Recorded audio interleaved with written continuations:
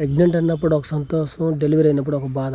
ఆ బాధ ఈరోజు నా జీవితంలో ఎప్పుడు చూడొద్దు. చచ్చిపోయేదాకా వెళ్ళిపోయింది నా ప్రాణం అయితే. ఎందుకంటే గాయత్రి పరిస్థితి అలాగైతే అయిపోయింది. గాయత్రికి అయితే నైట్ 1 గంట నుంచి అయితే నొప్పులు స్టార్ట్ అయిపోయినాయి. నొప్పులు స్టార్ట్ అవ్వగానే ఎక్కడ తీసుకెళ్ళాలో నాకు దిక్కు తెలియలే. ఎందుకంటే మా అత్తమ్మలు, మా నాన్న వాళ్ళు ఎవరు లేరు నా దగ్గర అయితే.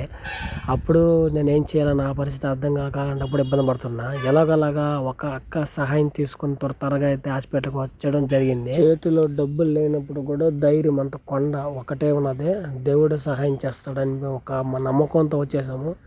కానీ ఇక్కడికి వచ్చిన తర్వాత డెలివరీ చాలా అంటే చాలా కష్టం అయిపోయింది. ఎందుకంటే ఇక్కడ గాయత్రి విషయానికి వస్తే గాయత్రి పుష్ చేయడం చాలా తక్కువ అని చెప్పారు. అందువలన అయితే బేబీకి తల్లికి ఇబ్బంది అవుద్దని చెప్పారు.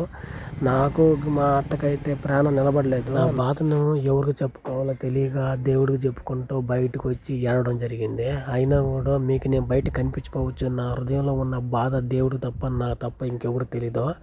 కానీ గాయత్రి పడే ఆ ప్రసన్న వేదన చూస్తున్నప్పుడు నాకు అయితే ఎందుకు బతుకు అనిపించేసింది.